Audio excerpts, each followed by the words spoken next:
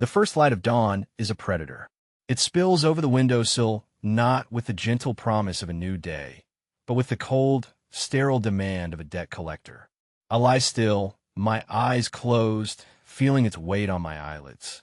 For a few precious seconds, in the twilight between sleep and waking, I can pretend. I can pretend to live in a world where the sun is just the sun, where waking is a simple, thoughtless act of biology. But then the soft, insistent chime begins. It's a sound like a single drop of water hitting a crystal bell, and it echoes not in the room, but directly inside my skull. The offering is due. My heart begins its familiar, frantic rhythm against my ribs. It's a wild bird trapped in a cage of bone, desperate for an escape that will never come. I roll over, the rough spun sheets scratching against my skin.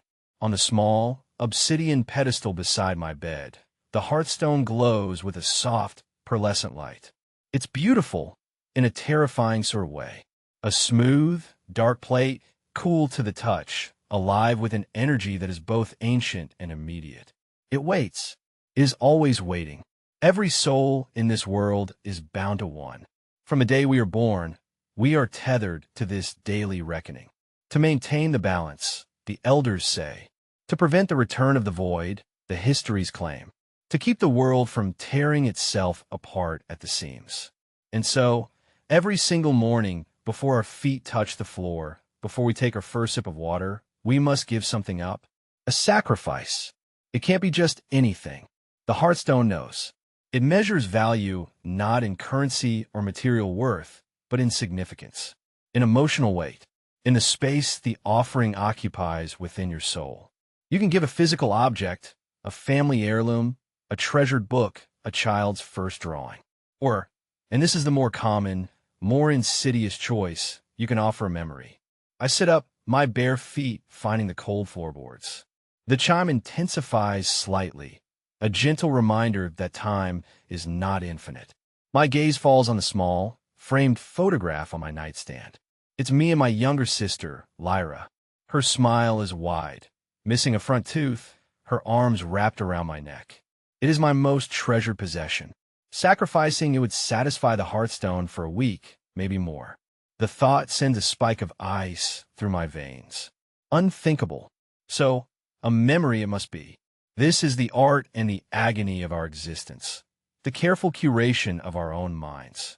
We become misers of the heart, hoarding joy, rationing love, cataloging our pasts into hierarchies of expendability.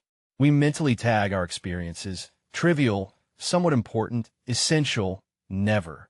I close my eyes and begin the search.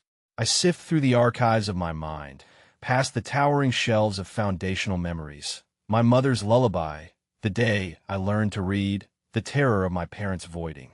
Those are the load-bearing walls of my identity. To touch them would be to invite collapse. I need something small, something from the periphery, a moment that glitters but has no deep roots. My mind snags on a recollection from my seventh summer. The sharp, sweet burst of a sun-ripened wild strawberry, the first one I'd ever picked myself. I can feel the phantom warmth of the sun on my neck, the scratchy texture of the leaf, the juice staining my fingertips. It's a good memory, a happy one, and that is precisely why it has value. It is a perfect bite-sized piece of joy, expendable. A tremor of loss, sharp and real, passes through me. I'm already mourning it. This is the daily death we all suffer. We are ghosts haunting the graveyards of our own pasts. All right, I whisper to the silent, glowing stone. All right, I place my palm flat against its surface. The obsidian is no longer cool. It hums with a low, hungry vibration. I focus. I bring the memory to the forefront of my mind, painting it with as much detail as I can. The red of the berry, the green of the leaves, the blue of the sky. I have to hold it clearly to present it in its entirety for the stone to accept it. It is a final, cruel act of appreciation for the very thing you are about to annihilate. I feel a pull, a strange, metaphysical suction originating from the stone. It's not a physical force, but an intimate, invasive probing of my consciousness. The memory brightens, intensifies. then begins to fray at the edges. The color leaches away. The feeling of the sun on my neck vanishes. The taste is the last to go. It fades from a vibrant sweetness to a dull echo, and then nothing. A hollow space. A blank page where a line of poetry used to be. I know I picked a berry that day. The sequence of events is still there, like a sterile timeline in a history book. But the qualia, the feeling, the taste, the joy, it's gone. Utterly and completely erased. The hearthstone's light softens, its chime fading into silence. The debt is paid. For today. I pull my hand back. It's trembling. It always trembles. I take a deep, shuddering breath, the air tasting flat and joyless. In the next room, a soft cough breaks the silence. Lyra. My own grief vanishes, replaced by a surge of protective fear. I push myself to my feet and walk to her room. She's awake, her small form curled beneath a threadbare blanket. Her own hearthstone, a smaller version of mine, is dark on her bedside table. Her offering is already made. She is only 10, and she has been performing this ritual for 5 years. What has she already lost? The memory of her favorite nursery rhyme? The feeling of her first pet's fur? Elian, she whispers, her voice raspy. I'm here, I say, sitting on the edge of her bed and placing a hand on her forehead. It's warm. Too warm. How are you feeling? My throat is scratchy, she says, her large, dark eyes searching mine. I gave it the memory of Mrs. Gable's cat, the fluffy white one. I force a smile. That was a good choice, Lyra. A strong offering. But my heart aches. She loved that cat. Every day, a little piece of her childhood is chipped away, sacrificed to the silent, hungry God in our home. After giving her a sip of water, I get ready for my work at the Grand Archive. As I walk through the gray, morning streets of our city, Ethel, I see it everywhere. The psychic toll of the reckoning. People walk with a slight stoop, as if carrying an invisible weight. Their eyes have a peculiar emptiness, a hollow, we call it. It's the look of someone who has misplaced something vital and can't remember what it was. Conversations are careful, deliberately shallow. Who wants to create a beautiful new memory today, knowing it might be tomorrow's fuel? We are a city of amputees, and our phantom limbs are the joys we've been forced to discard. As I turn a corner onto the main thoroughfare, I see a small crowd gathered. A compliance patrol stands grim-faced, their silver-gray uniforms a stark contrast to the drab surroundings. They are cordoning off an alleyway. People are murmuring, their faces a mixture of fear and morbid curiosity. I push my way forward slightly, just enough to see, and then I see him. Or rather, I almost don't.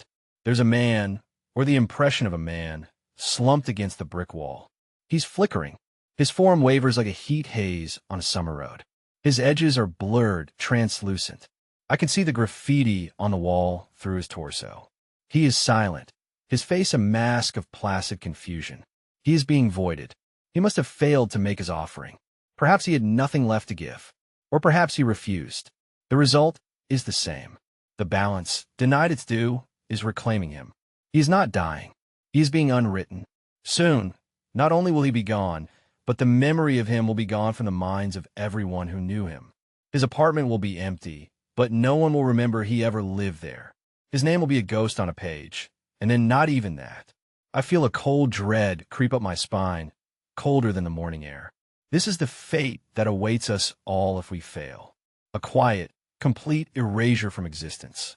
We sacrifice pieces of ourselves to avoid sacrificing the whole. As I watch the man's form grow fainter, a single, terrifying thought crystallizes in my mind, sharp and clear as a shard of glass. I think of my archives, of Lyra's cough, of the vast, cataloged treasury of my own past. The small memories are finite. The heirlooms can be burned.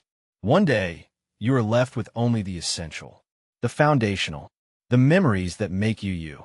What happens on the day you have nothing left to sacrifice but your own soul? The Grand Archive of Ethel is the city's heart and its tomb. It is a colossal structure of dark stone and reinforced glass, a fortress built to house the one thing our world simultaneously reveres and cannibalizes, the past. I am an archivist, second class. My job is a paradox. I am a shepherd to a flock I must, by necessity, lead to slaughter, one sheep at a time. The building smells of old paper, ozone from the preservation filters, and a faint, indefinable scent of sorrow. Inside, the great hall is silent save for the whisper of the climate control systems and the soft footsteps of my fellow archivists. We move with a practiced, somber grace, like priests in a library dedicated to a dead god. Towering shelves stretch up into the gloom, holding not books, but data crystals, gleaming repositories of Ethel's official history, art, science, and public records. My station is in the sub-level, in the Department of Mnemonic Reconciliation. It is our job to document the inconsistencies. When a person is voided, they leave behind ripples. A name on a birth certificate with no corresponding death certificate. A recorded transaction for a home that is now listed as unoccupied. These are the ghosts in the machine, the clerical errors left behind by a soul's erasure. We find them, flag them, and reconcile them. In short, we help the system finish the job, wiping away the last digital footprints of the forgotten. It's clean, sterile work, and it feels like desecration. My supervisor, a desiccated man named Master Corvus, greets me with a nod. His eyes have the deepest hollows I've ever seen. It said he sacrificed the memory of his own wife to save his position during a compliance purge years ago. He is efficient, respected, and utterly empty. Elian, he rasps, his voice like dry leaves skittering across pavement. Sector Gamma, 7. A cluster of anomalies from the outer districts. A family of 4. Reconciliation required before the midday cycle. Yes, Master Corvus. I reply, my own voice sounding hollow in the cavernous space. At my terminal, the data streams across the screen. Names, dates, property deeds. The Anders family. Father, mother, 2 children. All 4 records terminate abruptly at 6 o'clock yesterday. No travel permits. No death records. Just an end. They must have made a pact. Decided to refuse the offering together. A final act of defiance. The system logs show their heartstones signaled a sovereign default simultaneously. That's the official term for refusal. Sovereign. Another of the system's cruel jokes. What sovereignty is there in a choice between self-mutilation and oblivion? My fingers move across the console, typing the commands that will erase them. I delete the children's school enrollment. I mark their home as unclaimed property. I sever the digital threads that connect them to our world. With each keystroke, I feel a piece of my own humanity erode. I am an accomplice to the void. It's a bitter pill, but the salary pays for liar's medicine. It keeps our small apartment warm. It allows me to afford the occasional luxury sacrifice, a store-bought trinket of certified emotional value, saving us from having to carve out a piece of ourselves for a day. As I work, my mind drifts back to the man in the alley. The flickering, the transparency, that is the physical manifestation of what I do here in the digital realm. I am making people transparent. The law of our world, as it was taught to us, is the principle of conservation. It was established after the Great Overload, a cataclysm a few centuries ago that the histories describe in vague, apocalyptic terms. Our ancestors, they say, consumed too much, created too much, felt too much. Their unchecked existence strained the fabric of reality itself, creating fissures into the void, a state of absolute nothingness. The reckoning, and the invention of the Hearthstone by the first founders, was the cure, a managed, daily release of metaphysical energy, the energy of memory, of emotional attachment, to appease the universe, to maintain the balance. We give up a little, so we don't lose everything. It is the founding principle of our civilization. It is the first lesson every child learns. And to question, it is not just heresy, it is insanity. After I finish reconciling the Anders family, consigning them to a digital void that mirrors their physical one, I take my designated break. I don't go to the canteen with the other archivists. Their conversations are a minefield of carefully chosen words, their laughter as thin as onion skin. Instead, I descend further to the restricted vaults. My clearance gives me access to the pre-reckoning archives, the raw, unredacted data crystals from the time before the balance. It is my secret obsession, my own quiet rebellion. I tell myself it's research, a way to understand the nature of the cataclysm. But the truth is, I'm searching for a loophole, a mistake, a flaw in the logic of our prison. Today, I'm not looking for grand theories. I'm thinking of Lyra's cough. I pull up medical records from the era of the Great Overload. The terminology is dense, archaic.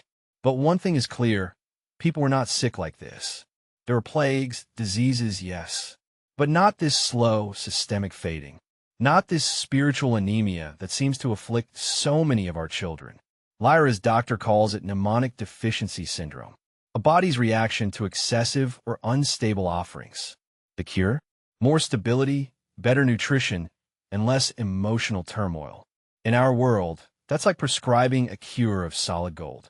I cross-reference the syndrome with Hearthstone manufacturing data. The official line is that every stone is perfectly calibrated. But as I dig through technical schematics, my screen flickers. A file, deep in a protected directory, flashes for a microsecond before being overwritten by a security protocol. It was a list of serial numbers. And next to them, a column header I just barely managed to read. Output variance, plus or minus 5%. My blood runs cold. A 5% variance. It sounds small, but a 5% miscalibration, day after day, year after year, it wouldn't just take the offered memory. It would be siphoning off more. A constant, low-level drain on the user's life force. It would be a slow-acting poison. It would manifest as a persistent illness, a weakness of spirit and body. It would look exactly like Lyra's cough. Is it possible? A manufacturing defect? Or something worse? Was it intentional? The thought is so monstrous, so far beyond the pale of our accepted reality, that I almost dismiss it. Who would do such a thing? And why? My break is over. I shove the thought down, burying it deep. It's too dangerous. But the seed is planted. The thought of that flickering file, that list of serial numbers. What if Lyra's Hearthstone is on that list? I return to my duties, but the world has shifted on its axis. The sterile commands on my screen now seem sinister. The hum of the archive feels like the purr of some great beast, digesting the souls of the forgotten. I look at Master Corvus, at the profound emptiness in his gaze, and for the first time, I don't see a man who made a terrible choice. I see a victim, a man who was perhaps drained dry by a system he dedicated his life to serving. That evening, I walk home under a sky the color of a bruise. The city feels different. The hollow-eyed people I pass are no longer just fellow sufferers. They are potential evidence. The public Hearthstones bolted to the walls in the poorer districts, with a desperate offer up their last vestiges of self for a meal voucher. Are they calibrated differently? 2. Are they draining the poor and the weak faster than everyone else? When I get home, Lyra is asleep, a sheen of sweat on her brow. I walk to her bedside and look at the small, dark stone next to her. It is inert, silent, but it no longer looks like a neutral tool of cosmic balance. It looks like a parasite. I gently turn it over. On the bottom, etched in tiny, precise script, is the serial number, 7XB4L91. The image of the file I saw flashes in my mind. I couldn't read the numbers, not a single one. It was there and gone too quickly. But the possibility is now a burning coal in my gut. My sister's life might be draining away because of a faulty piece of obsidian, a flaw in the very system we are told is saving us. The sun will rise in less than 10 hours. A new offering will be due. But tonight, the question isn't what memory I will choose to sacrifice. It is a far more terrifying one. Is the system that demands our sacrifices broken, or is it working exactly as it was designed? Fear has a taste. It's metallic and cold, like biting down on a copper coin. It's been the lingering flavor in my mouth ever since I saw that phantom file in the archive's depths. Now, it's a constant companion, a shadow that walks beside me, whispering doubts into the quiet moments of my day. I look at Lyra, and the fear sharpens into a blade, pressing against my throat. Her cough seems deeper this morning, a dry, rattling sound that echoes the hollowness I feel inside. Her morning offering was a struggle. She cried, a rare and terrible thing. She had wanted to offer the memory of the storybook I'd read her last week, but the hearthstone remained dim. It wasn't enough. The memory was too new, its roots too shallow in the soil of her mind. In desperation, she gave up the feeling of swinging on the park swings, that brief, giddy moment of weightlessness. I watched as the light in her eyes dimmed, just for a second, and the sacrifice was accepted. She lost a piece of childhood flight, and all I could do was hold her hand. My own offering was a blur. The memory of my first day at the archive, the awe and intimidation I felt. It was a significant memory, enough to satisfy the stone quickly. I needed it done. I needed to focus. The serial number on Lyra's hearthstone is burned into my mind, 7XB4L91. It's a string of characters that represents either a tragic coincidence or a conspiracy of unimaginable cruelty. I have to know which. My life has become a duel fought on two fronts. By day, I am Elian the archivist, the dutiful cog in the great machine of reconciliation. I delete the ghosts of the voided with cold efficiency, my face a mask of professional apathy. My colleagues see nothing amiss. Master Corvus even complimented my recent expediency. He has no idea that with every name I erase, I am secretly searching the system logs for any trace of that file, any mention of output variants or flawed calibrations. I use my clearance to walk the digital precipice, knowing that one wrong command, one query that's too specific could flag me for compliance. But by night, the other duel begins. The one inside myself.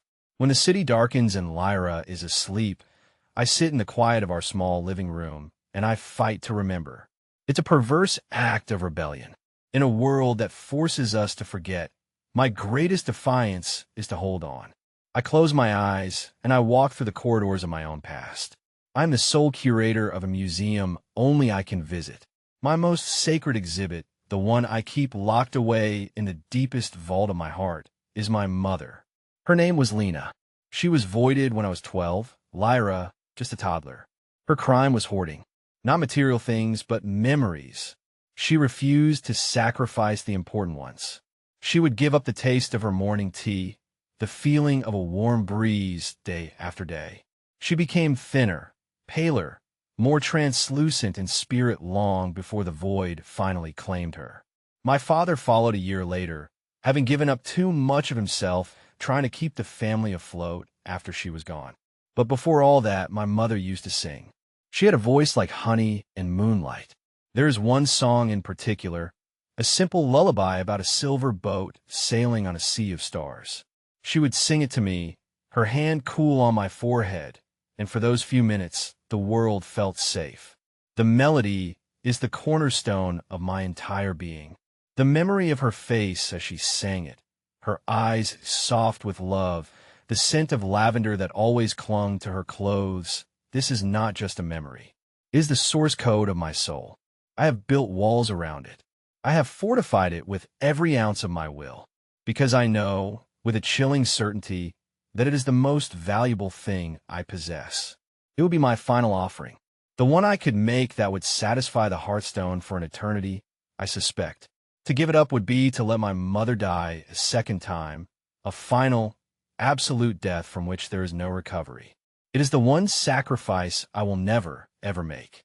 It is my fear and my hope, the reason I endure the daily chipping away of my lesser self. I must survive to be the keeper of her song. This internal conflict is my torment. My job requires me to facilitate erasure, while my soul screams to preserve. My love for Lyra forces me to play by the rules of a system I now suspect is murdering her, while my own survival depends on holding onto a memory so potent it could shatter my world if I ever let it go. Tonight, the fear is winning. I sit at my small desk, a single lamp casting a pool of light on scattered papers. I've been trying to reconstruct the list of serial numbers from memory, a futile exercise. But in doing so, I've been mapping the archive's restricted data structures, looking for pathways, vulnerabilities. The file I saw was in a directory related to the first founders, the architects of our world. Why would a list of faulty heartstones be kept with the most sacred historical records?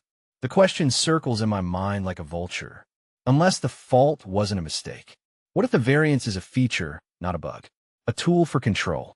A way to subtly weaken certain segments of the population. A way to ensure that some people have to sacrifice more, have to give up more valuable memories just to stay afloat. A population kept weak, desperate, and spiritually anemic is a population that is easy to control. They don't have the energy to rebel. They are too busy trying to survive the morning. This thought is the most seditious thing I have ever conceived. It reframes our entire existence. We are not citizens participating in a cosmic balance. We are livestock, and the hearthstones are not our tools of salvation. They are our yokes. I pull out a map of the city. I start marking the locations of the public hearthstones, the ones used by the homeless and the desperate. They're clustered in the poorest districts. The same districts that, according to archive health records, have the highest incidence rates of mnemonic deficiency syndrome. The pattern is circumstantial, but it's there.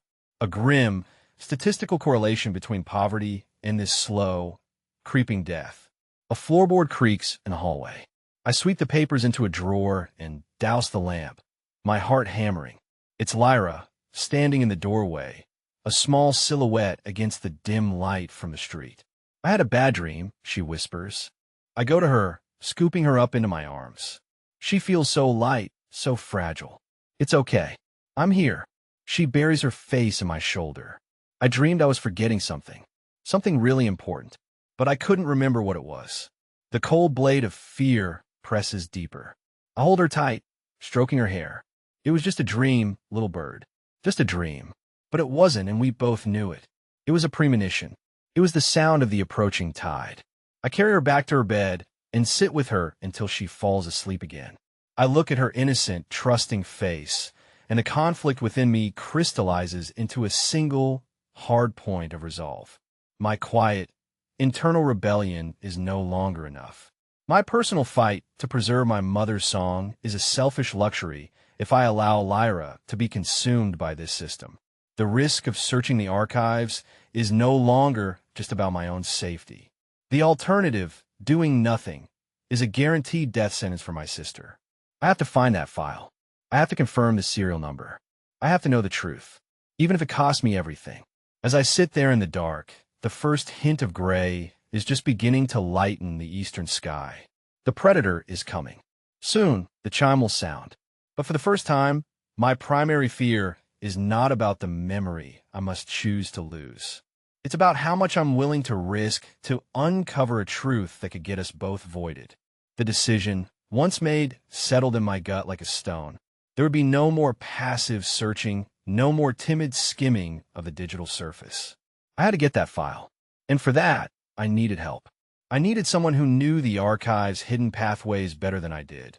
Someone who had walked its forbidden corridors and survived. I needed Kale. Kale was once the most brilliant archivist of his generation, a prodigy who saw the system not as a set of rules, but as a complex machine to be disassembled. Then, 5 years ago, he'd abruptly resigned. He now ran a small, cluttered repair shop in the lower city, fixing pre-reckoning artifacts and other junk nobody else would touch. The official story was that he'd suffered from mnemonic burnout, a condition where the constant exposure to reconciled data eroded one's own memory. But I knew Kale. He hadn't burned out. He'd escaped. Finding him was easy. His shop was a pocket of chaos in the orderly grid of Ethel, smelling of solder and dust. Kale himself looked like one of his forgotten relics. Wiry, with ink-stained fingers and eyes that held a cynical, restless intelligence. He was soldering a connection on a battered audio player when I entered, the tinny, distorted notes of a pre-reckoning song filling the small space. "Elian," he said without looking up, his voice dry and laced with weary amusement. "Come to have your soul patched up? I'm fresh out of metaphysical thread. I need your help, Kale." He finally looked at me, his gaze sharp, analytical. He switched off the audio player, plunging the shop into silence. "The archive. You found something you shouldn't have, and now you want me to help you find more of it. Am I close?" His perception was unsettling. How did you know? Please, he scoffed, setting down his soldering iron. You have the look. It's the same look I had just before I left. Like a man who's just realized the floor beneath his feet is made of glass, and he can see the long drop down. What is it? A discrepancy in the voiding rates? An unauthorized edit to the founder's hagiographies? It's worse, I said, my voice low. It's the hearthstones. I think some of them are faulty. Deliberately. I told him everything. The flickering file, the output variance, Lyra's illness, my theory about the poorer districts. I laid it all out, the words tumbling out in a hushed, frantic rush. He listened patiently, his expression unreadable. When I finished, he was silent for a long time, polishing a pair of spectacles on his shirt. And you believe, he said finally, his voice dangerously soft, that uncovering this feature will solve your problem? You think you can walk into the heart of the machine, point out a flaw in its design, and expect the machine to thank you for it? Elian, the machine isn't broken. You are. You still think there's a difference between how the system is supposed to work and how it does work. That's your fatal flaw. So you're saying I should do nothing? I shot back, my frustration boiling over. Let Lyra just fade? Because the system is too big to fight. I'm saying you need to understand the nature of the fight, he snapped, his cynical mask cracking to reveal a flash of raw emotion. You're trying to fix a leaky pipe. I'm telling you the whole damn building is designed to drown you. This isn't a flaw to be corrected. It's a mechanism of control. Of course they drain the poor faster. Of course they put the squeeze on people. It keeps the herd manageable. What you found isn't a secret. It's the business model. His words hit me like a physical blow. He wasn't shocked by my discovery. He was confirming it, treating it as an obvious, foundational truth of our world. You knew this. I suspected, he corrected, his voice softening. I found similar inconsistencies, little pockets of data that didn't add up. I realized that questioning them would lead to one of two outcomes, reconciliation or voiding. I chose a third option. He gestured around his cluttered shop. Obscurity. I can't choose that, Kale. Lyra doesn't have time. He sighed, a long, ragged sound of profound weariness. What do you want from me, Elian? The file. I need proof. The serial numbers. I need a way to access that directory without tripping every alarm in the archive. He looked away, his gaze fixed on the grimy street outside.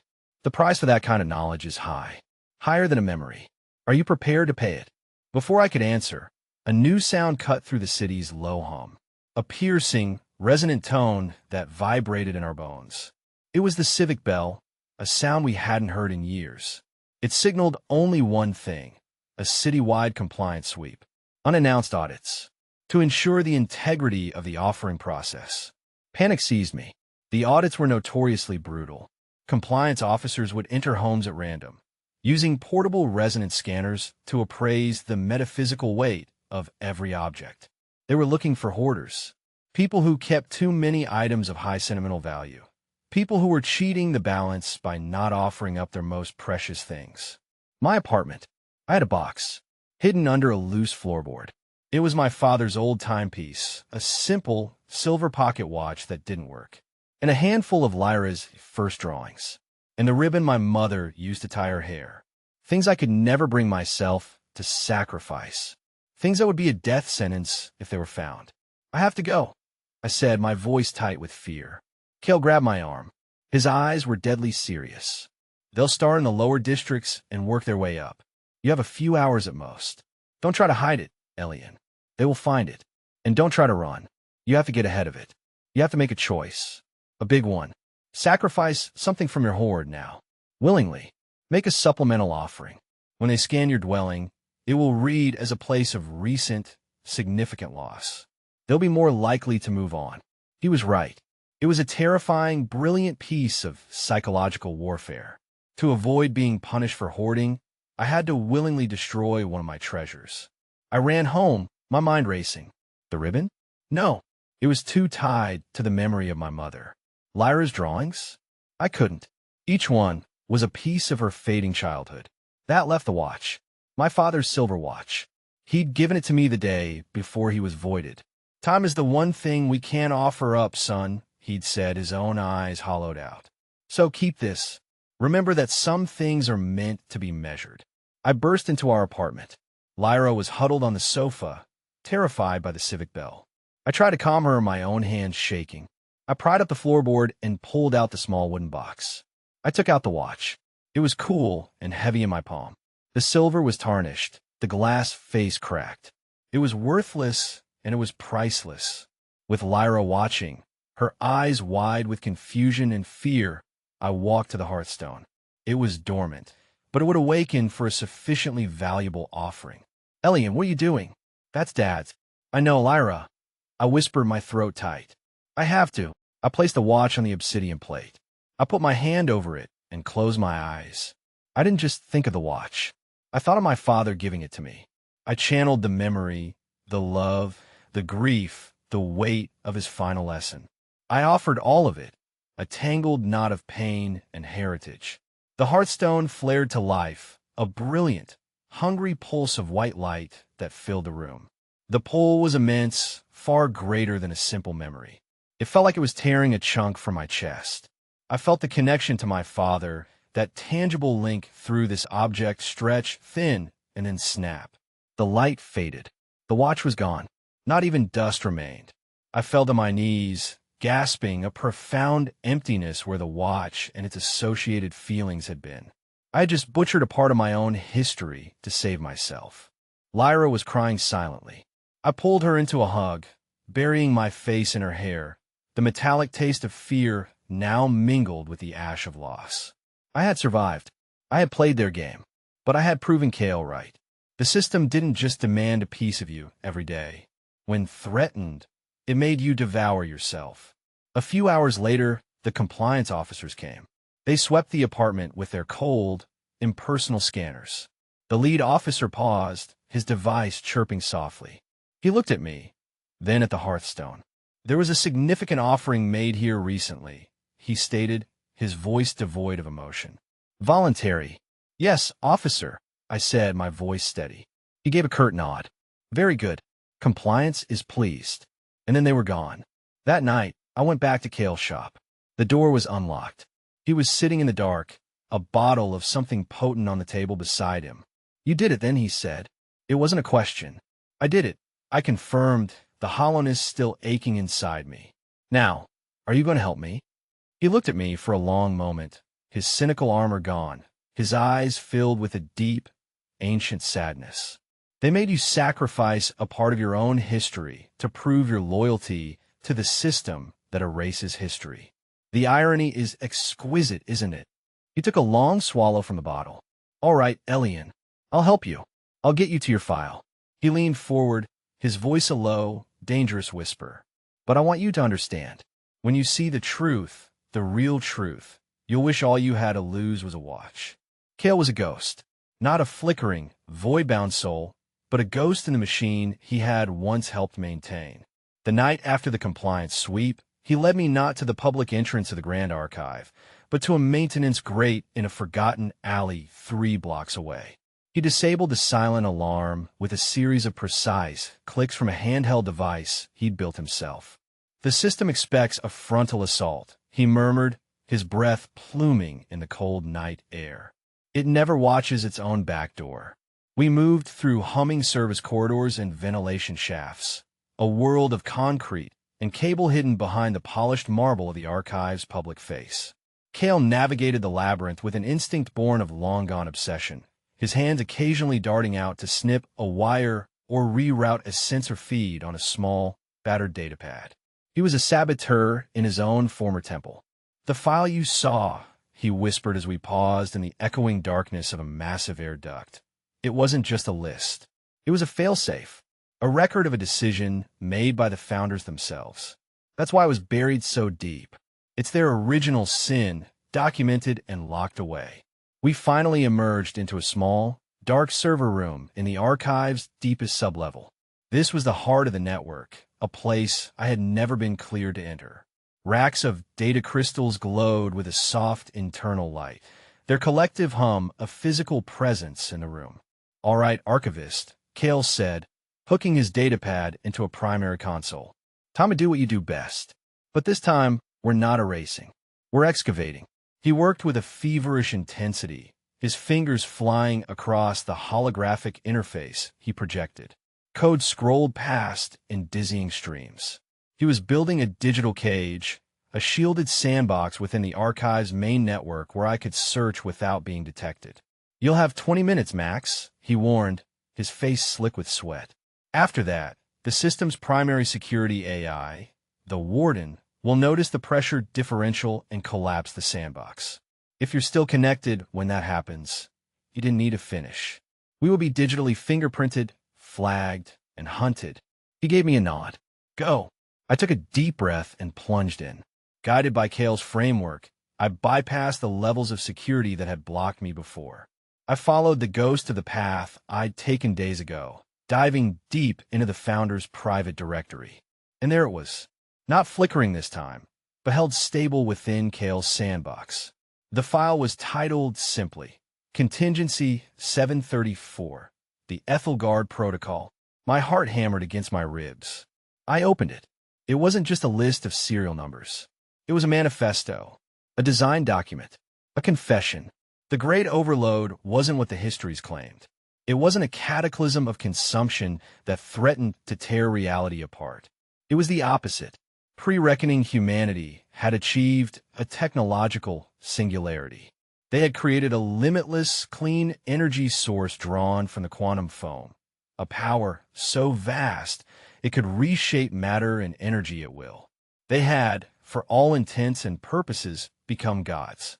But the founders, a cabal of scientists, philosophers, and politicians, saw this not as salvation, but as damnation.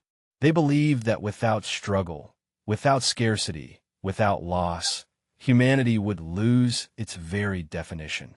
It would become a stagnant utopia of listless immortals.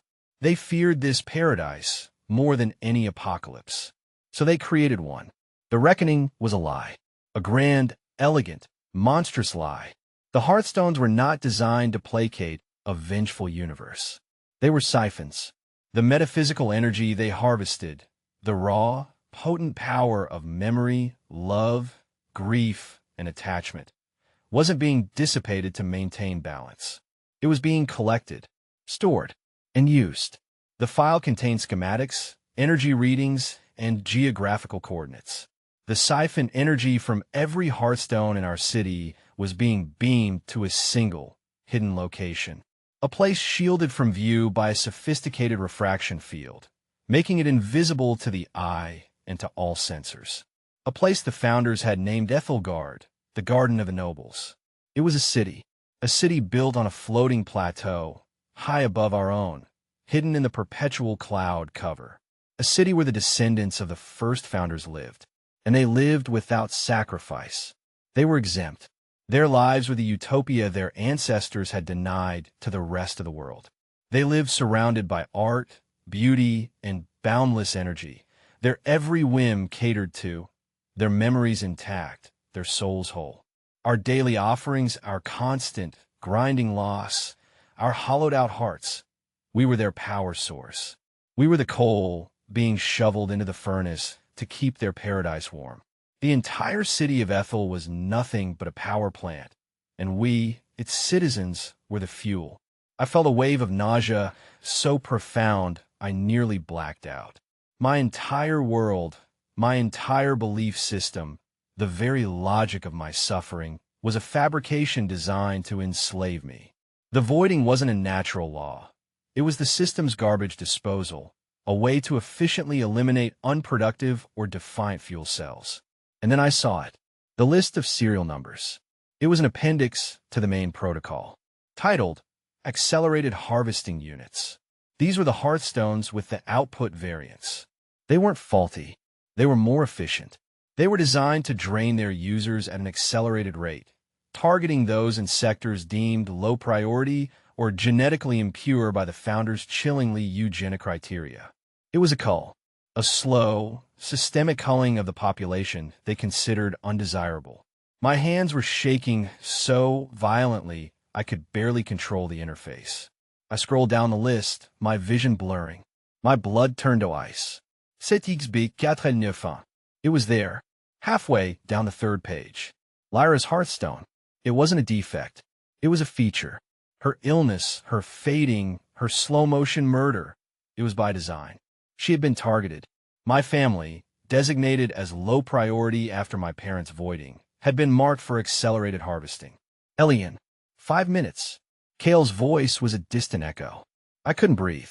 The truth was a physical weight, crushing the air from my lungs. This wasn't just a cruel system. It was a hunt, and my sister was the prey. Rage, pure and white-hot, burned through the shock. It was a feeling so intense it almost felt good, a searing clarity in the fog of despair. They were not just taking from us. They were feeding on us.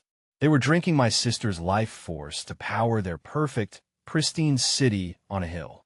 I have it. I choked out, copying the entire Ethelgard protocol to a shielded data crystal Kale had given me. I have it all, Kale. Then we have to go. Now. The moment the transfer completed, alarms began to blare. A deep, guttural klaxon that signaled a core security breach. The warden was here.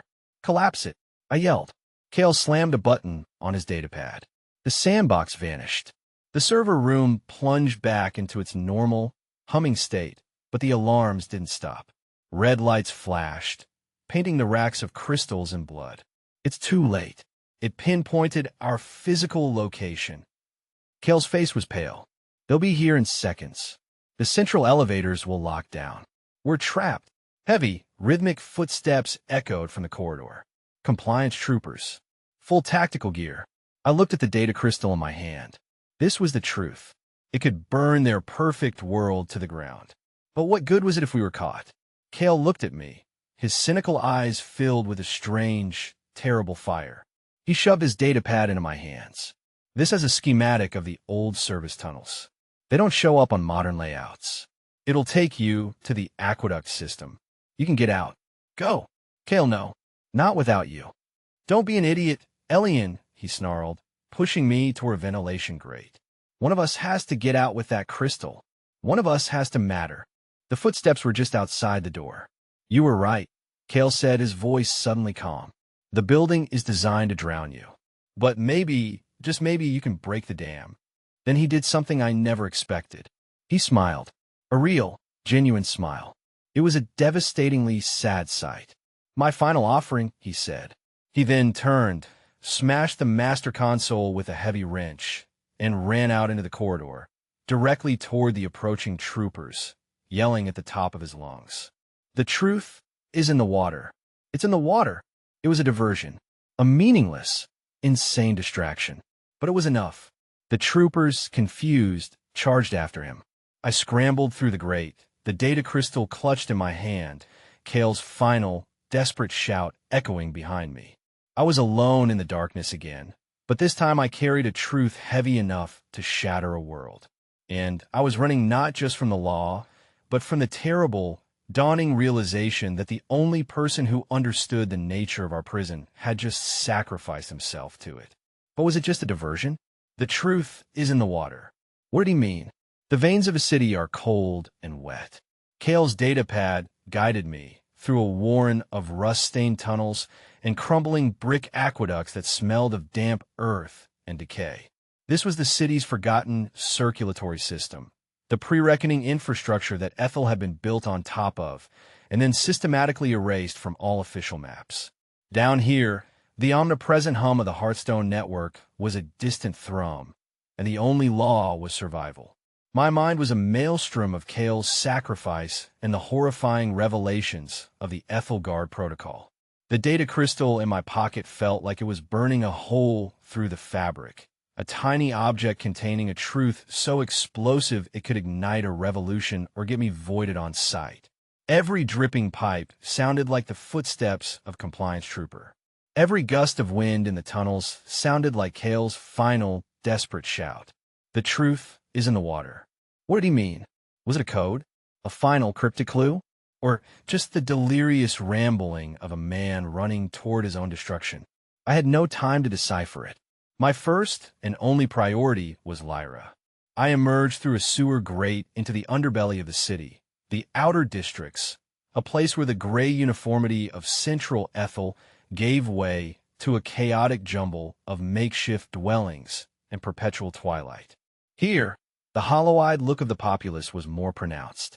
People moved with a desperate slowness, their life force stretched thin. This was the land of the accelerated harvest. This was ground zero. My apartment was no longer safe. My identity as Elian, Archivist Second Class, was gone. I was now a fugitive, the most wanted man in Ethel. I had to get to Lyra and disappear before they sealed the district. I crept through the familiar streets, now alien and hostile. I saw them from a block away, two compliance vehicles parked outside my building, their silver-gray forms like predatory insects. My heart seized. I was too late. But then I saw a flicker of movement in the alley across the street. A small figure, wrapped in a threadbare blanket, huddled behind a dumpster. Lyra. Relief washed over me, so potent it made my knees weak. But how? I darted across the street, my heart in my throat. Lyra, I whispered. She looked up, her face pale and tear-streaked, but her eyes were sharp. Elian. I was so scared. She threw her arms around me. The loud bell rang at the door. Not the nice one. A mean one. I remember what you said about hiding when the mean bell rings. It was a contingency plan I drilled into her, a game we used to play. If the angry men in gray come, and I'm not here, you become a little mouse and hide in the secret spot. I never imagined we'd actually have to use it. Who let you out? I asked, scanning the street. The lady from downstairs. Mrs. Gable. The old woman whose cat Lyra had sacrificed the memory of. She came up when she heard the banging. She told me to run out the back. She said she owed me a memory. A simple act of kindness. A quiet rebellion from a woman who had nothing. In a world designed to foster isolation and self-preservation, a neighbor had risked everything for my sister. It was a small crack in the monolithic cruelty of the system, but we were still fugitives. Lyra's cough was worse in the cold air. Her faulty hearthstone was a beacon, a tracking device that would eventually lead them right to us. We have to go, I said, pulling her deeper into the labyrinth of the Undercity. We have to hide. For days, we lived like rats. We moved through the shadows, sleeping in abandoned boiler rooms and condemned tenements. I traded the few credits I had for stale bread and filtered water from black market vendors. The data crystal never left my person. During the day, I would leave Lyra hidden and scout, trying to find a way out of the city, but every checkpoint was on high alert, scanning the biometric data of every person who passed. My face, my heat signature, my very existence was now a red flag. The citywide broadcasts proclaimed me a traitor, an information terrorist who had stolen state secrets in an act of selfish rebellion. They claimed I had been voided while resisting arrest. My reconciliation was already complete. To the world, Elian the Archivist no longer existed. The worst part was watching Lyra. Her energy was plummeting. The accelerated drain from her hearthstone was intensifying, untethered from the regulatory network of our old apartment. Her skin was becoming pallid, her breathing shallow. She was becoming translucent at the edges, the way the man in the alley had been, her form flickering for a heart-stopping second when she was especially tired. The Ethelgard protocol wasn't just a document to me anymore. It was a living nightmare, unfolding in the body of my sister. One evening, as she slept fitfully, I pulled out Kale's datapad again. I had to know. The truth is in the water. I powered it on, shielding its faint light with my coat. I accessed the schematics he'd loaded onto it. Not just the service tunnels, but the city's entire water reclamation and distribution system. And that's when I saw it. The system was a closed loop. All water was collected, purified in massive subterranean plants, and then redistributed. But there was one anomaly. A single, massive pipeline that diverted a small percentage of the purified water away from the main network. It wasn't on any public schematic. The pipeline led up, vertically, through the core of the city's central spire, the same spire that housed the Grand Archive. It led up, past the highest floors into the sky, toward the coordinates of the invisible city. Ethelgard. They weren't just taking our memories. They were taking our water. But that wasn't the secret. I followed the schematic backward to the purification plant. Kale had added notes, his own frantic annotations. The purification process was more than just filtration and sterilization. The final stage involved passing the water through a chamber lined with charged obsidian plates. Hearthstone material. Metaphysical imprint transfer, Kale had written. They're not just cleaning the water. They're programming it. The pieces clicked into place with the force of a tectonic shift. The horror of it was breathtakingly elegant. The entire Hearthstone network, the siphoning of our souls, was only step one. The raw energy was chaotic. It needed a medium, a carrier. The water. They were imprinting the collective energy of our sacrifices, our joy, our grief, our love, our loss, onto the very water we drank. We weren't just being drained. We were marinating in the emotional residue of our own offerings. It kept the populace subdued, melancholic, trapped in a constant state of low-grade despair. It made us compliant, and the final piece of Kale's puzzle fell into place. The truth wasn't in the water. The truth was that the water itself was a lie. It was a delivery mechanism for our own subjugation. A sudden, violent coughing fit from Lyra shattered my revelation. I rushed to her side. She was trembling, her breath coming in ragged gasps. Her hearthstone, which she wore on a cord around her neck, was glowing, not with the soft pearlescent light of an offering, but with a sickly, fluctuating red. It was malfunctioning catastrophically, draining her life force in erratic, powerful surges. "Elian," she gasped, her eyes wide with terror. "It hurts. Make it stop." I tried to unclip it, but the clasp was fused shut. The stone was hot to the touch. It was killing her right in front of my eyes. Panic, cold and absolute, flooded me. I had the truth. I had the proof.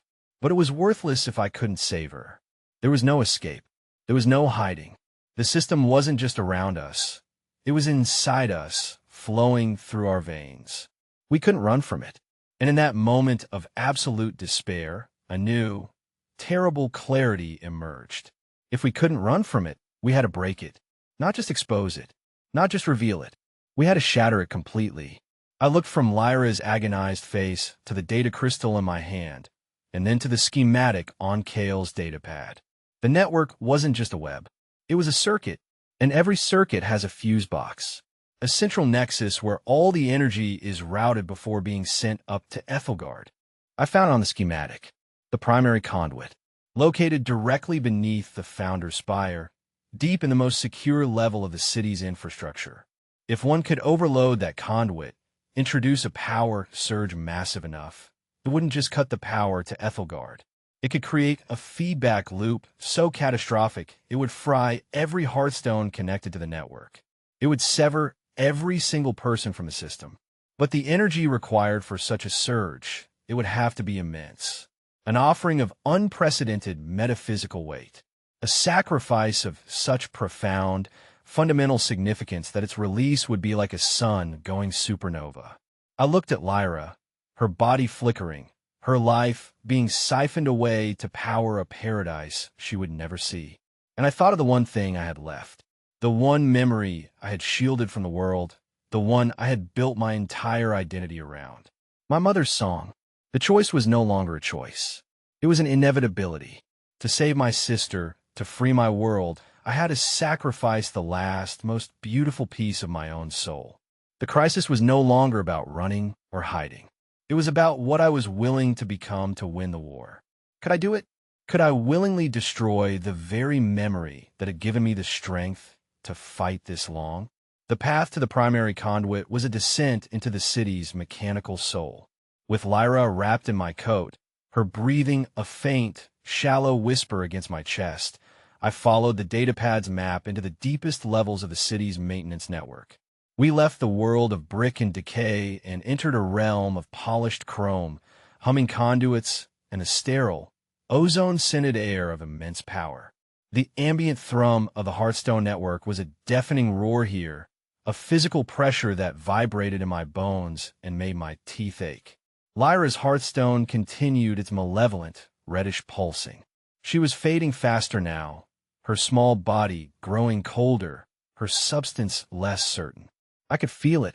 She was becoming a memory, even as I held her. The system was reclaiming her with a terrifying speed. I was in a race against her erasure. The primary conduit was not in a room. but in a vast, cylindrical chamber at the very core of the spire's foundation. It was a colossal pillar of braided, crystalline filaments, dozens of feet thick, pulsing with a soft, white light. It stretched from the darkness below to the darkness above, a river of stolen souls flowing toward the heavens. The air crackled with raw energy. This was it, the aorta of the great beast. Kale's notes on the datapad were my only guide. The conduit has access nodes for diagnostic regulation, a direct interface. A manual offering made here wouldn't just be accepted by a single stone. It would be injected into the entire grid. The feedback surge must be instantaneous and overwhelming. A gentle push will be absorbed. It needs the force of a star collapsing. I laid Lyra down gently on the cold floor, a safe distance from the conduit. Her eyes were closed, her face placid. She was barely present. "I'll be right back, little bird," I whispered, my voice breaking. "I promise. I'll fix it." I approached one of the access nodes, a smaller console glowing on the side of the colossal pillar. A space for a single palm print. A sacrificial altar at the heart of the world. This was it, the point of no return. My mind reeled. Was this the only way? To destroy the most beautiful part of myself? To save her? It felt like a betrayal of my mother, of the very principle of preservation that had defined me. To win the war against the erasers, I had to perform the greatest act of self-erasure imaginable. The paradox was a knife twisting in my gut. I looked back at Lyra. A flicker. Her hand, for a fraction of a second, was transparent. The choice was gone. There was only the act. I placed my hand on the console. It was warm, alive. It hummed, recognizing the potential of a living soul, a willing sacrifice. The interface glowed, waiting for the offering. I closed my eyes, and I let myself remember. One last time. My mother, Lena. Her face is not a static image, but a living thing. The way her eyes crinkled at the corners when she smiled. A small, pale scar above her left eyebrow from a childhood fall. The scent of lavender and clean linen. I'm a child again, sick with a fever. The room is dark, but she is a warm, solid presence beside my bed. Her hand is on my forehead, impossibly cool and gentle. Her voice, when it comes, is not just a sound. It is a physical comfort, a blanket of pure love. Sail, sail, my silver boat, upon a sea of stars. The moon will mind your little coat and mend your little scars. The melody is simple, but it contains the entire universe of a child's safety. I feel the fear of the fever recede. I feel her love not as an abstract concept, but as a tangible force, a shield against the darkness. I see her face illuminated by a sliver of moonlight from the window, and in her expression, I see a love so absolute, so unconditional, that it feels eternal. This memory is not just a scene from my past. It is the anchor point of my entire existence. It is the proof that goodness and love are real in a world of loss and decay. It is the source of every good thing I have ever done, every sacrifice I have made for Lyra. My tears are flowing freely now, hot tracks on my cold face. I am mourning the memory, even as I hold it. I'm saying goodbye. Goodbye, Mama. I focus all of it. The sight, the sound, the scent, the feeling. I gather every photon of that sacred moment, every vibration of that beloved voice. I hold it in the forefront of my mind, a blazing, perfect sphere of light. It is the most valuable thing in my universe. And I know, with a pre-certainty, that it will be enough. To Kale, I whisper in my mind, I see now. It's not about fixing the pipe. It's about breaking the dam. To my father, I understand. Time is for measuring, but love is for spending. And to Lyra, this is for you. All of it. With a final, silent, ragged scream of a sob, I push the memory forward. I offer it to the conduit. I let it go. The reaction is not a pull. It is an explosion. A silent, white detonation happens inside my skull. The feeling is not of loss, but of evisceration. A vast, structural part of my being is vaporized in an instant.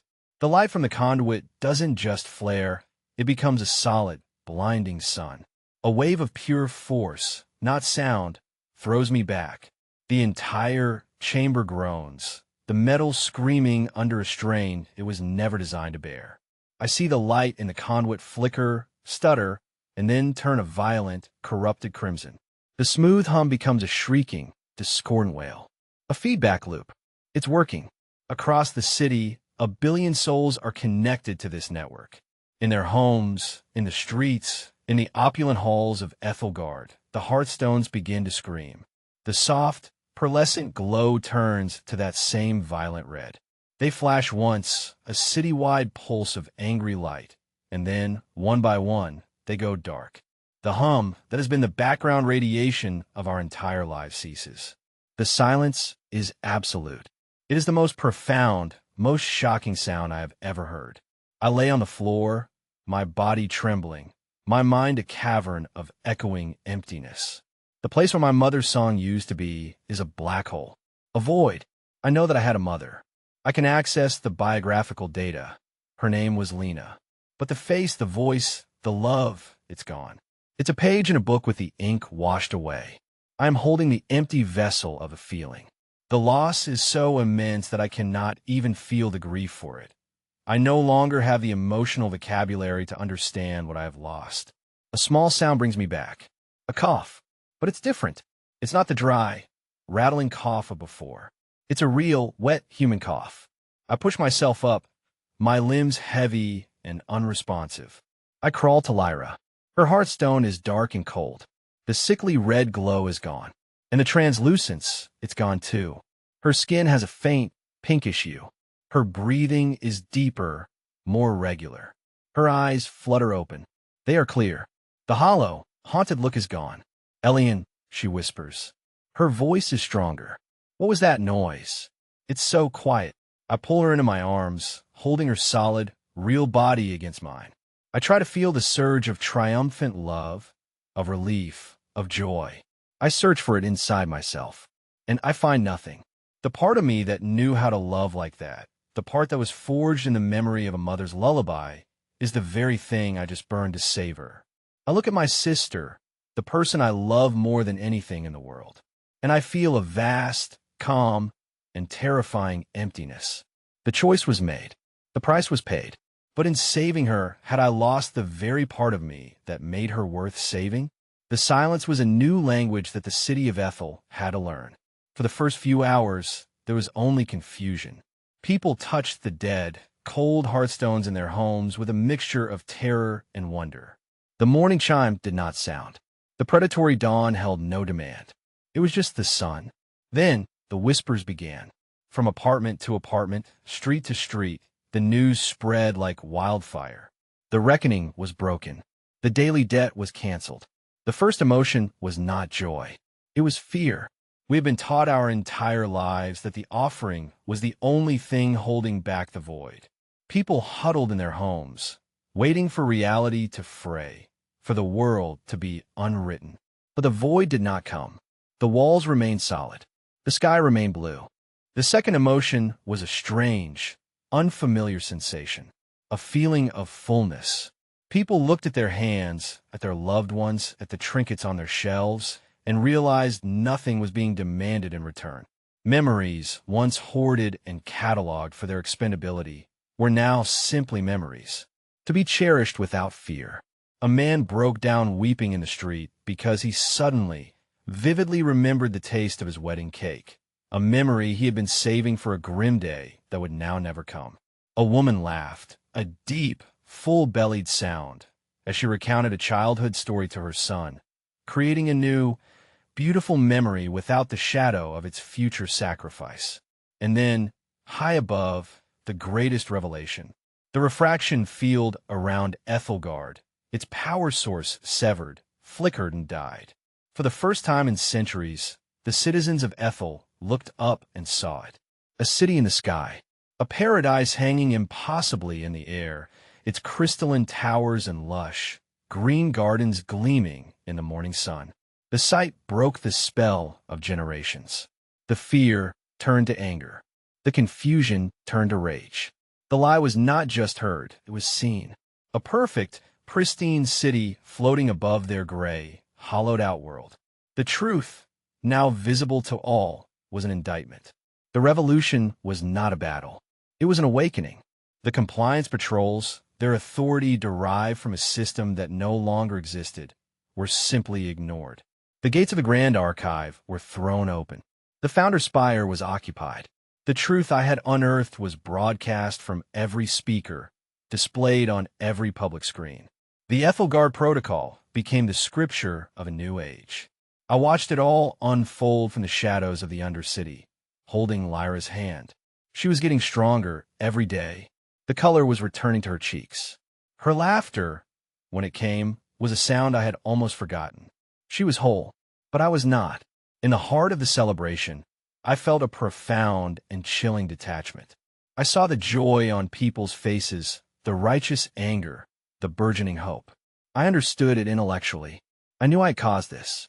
I knew I should feel something: pride, vengeance, relief. But the emotional core that would have generated those feelings had been hollowed out. I was a ghost at the feast of my own making. I had saved the world, but I had misplaced the part of myself that was capable of living in it.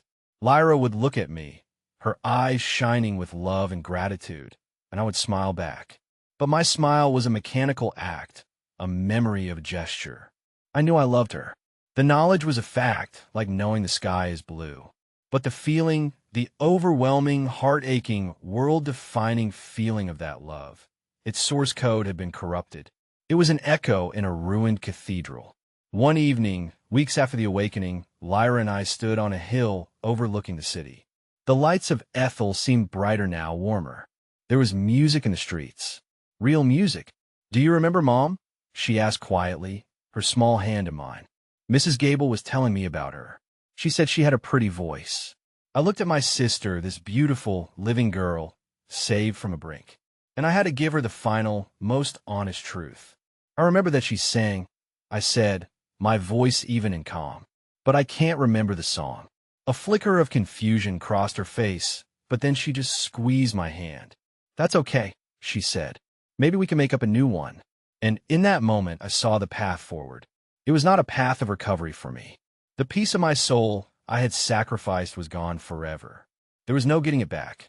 My mother's song was the price of this new world, a price only I would continue to pay every single day in the quiet moments, in the hollow spaces where a profound love used to reside. My sacrifice was not a single, glorious act. It was a permanent state of being, but my resolution was not one of despair. It was one of purpose. I had become a keeper of a different kind, not a keeper of a lost song, but a guardian of the silence that followed. A reminder that freedom is never free, that every utopia is built on a sacrifice. I had taken the pain of 1,000,000 daily offerings and consolidated it into a single, infinite point within myself, so that others could live without it. I was the final offering. Humanity, now whole, was messy again. They argued. They loved fiercely. They created brilliant, flawed art. They made mistakes. They were free to be beautifully, terribly, imperfectly human. The founders had been wrong. It wasn't the struggle or the loss that defined us. It was the ability to feel, to connect, to remember, and to build something new from the wreckage of the old. As I stood there, a stranger in the world I had created, I understood the final, philosophical truth of our long ordeal. A sacrifice is not measured by what you lose. It is measured by what you save. And the nobility of the choice is not diminished if it costs you the part of yourself that can appreciate the victory. My name would be forgotten by history, just another reconciled file from a fallen regime. But my act would live on in every unsacrificed memory, in every child's carefree laugh, in every new song sung under the gaze of a broken city in the sky. The world was loud again, and I, in my quiet emptiness, would stand and listen. I was the echo of the silence that had come before, the proof that even from the deepest void, something new and something better could be born. And perhaps that was its own kind of song.